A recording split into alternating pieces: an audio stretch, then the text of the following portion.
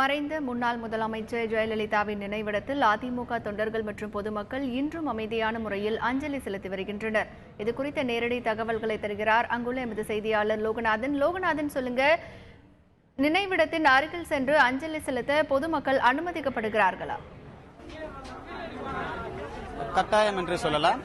ஜெயலலிதா அவர்கள் இறந்து இரண்டாவது நாளாக தொடர்ச்சியாக எம்ஜிஆர் நினைவிடத்தின் அருகில் அவர்கள் புதைக்கப்பட்ட இடத்தில் பொதுமக்கள் தொடர்ச்சியாக தங்களுடைய அஞ்சலியை ஒரு ஒழுங்கோடு வரிசையாக நின்று அமைதியான முறையில் செலுத்தி வருகின்றனர். அந்த நினைவிடத்தின் அருகிலே பேரிகார்டு அமைக்கப்பட்டிருக்கிறது. கிட்ட போய் அதை அருகில் சென்று மலர் தூவவோ இல்லை மாலையிடவோ முடியாது. கொஞ்சம் ஒரு 3 அடி இடைவெளியில் தான் அவருடைய அஞ்சலியை செலுத்த முடியும். தமிழகத்தில் உள்ள அனைத்து மக்களும் தொடர்ச்சியாக ஒன்றன் பின் ஒன்றாக, அதாவது நேரடியாக பார்க்க முடியாத, இறப்பு அன்று நேரடியாக பார்க்க முடியாத நபர்கள் தொடர்ச்சியாக தமிழகத்திலிருந்து பல்வேறு மாவட்டங்களிலிருந்து ஒன்றன் பின் ஒன்றாக தற்பொழுது இருக்கக்கூடிய ஜெயலலிதா அவர்கள் நினைவிடத்தில் மலர் தூவி மரியாதை செலுத்தி வருகின்றனர்.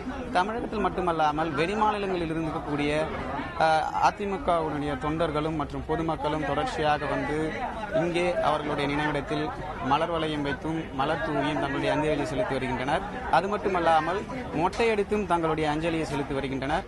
அது மட்டுமல்லாமல் இங்கு இருக்கக்கூடிய பொதுமக்களுக்கு காவல்துறை சார்பாக சிறப்பான பாதுகாப்பு ஏற்பாடுகள் செய்யப்பட்டு வருகிறது. ஒருவர் பின் ஒருவராக அமைதியான முறையில் தங்களுடைய அஞ்சலியை கண்ணீர்களின் மூலம், மலர்களின் மூலம் தெரிவித்து வருகின்றனர். லோகநாதன், அஞ்சலி செலுத்த வருபவர்கள் அரசுக்கு ஏதாவது கோரிக்கை வச்சிருக்காங்களா?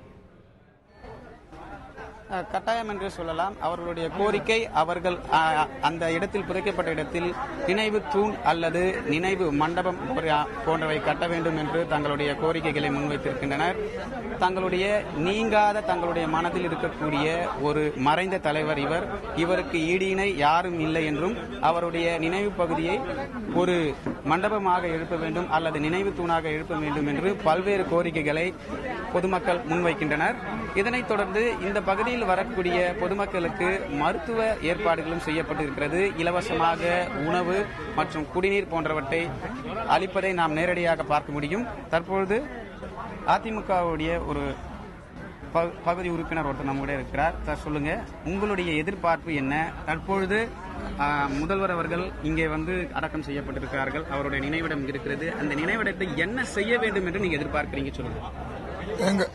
எங்கள் அம்மாவை அதுக்கு முன்னாடி தலைவர் பேர்ல 1000 கணக்கு, இப்ப லட்சம் எங்க அம்மா பாத்துனுக்குறாங்க. எங்க அம்மா எல்லாம் எங்களுக்கு ஒரு 75 நாளா அம்மா மூஞ்சிய பார்க்கவே முடியல. எங்க அம்மா பார்த்தும் சரி அம்மா பார்க்க முடியனால நாங்க இன்னைக்கு அம்மா சமாதியை மட்டும் தான் பார்க்க முடிஞ்சது. அம்மா 75 நாளா அம்மா பார்க்கவே முடியல. எங்க அம்மா எங்க தலைவர் பின்னாடி வச்சதுனால கோடான கோடி மக்களுக்கு நன்றி தெரிவித்து எங்க அம்மா மீண்டும் எங்க அம்மா தெய்வமாக மறுபிறவி எடுத்து மறுபடியும் எங்க அம்மா மறுபடியும் வரணும்.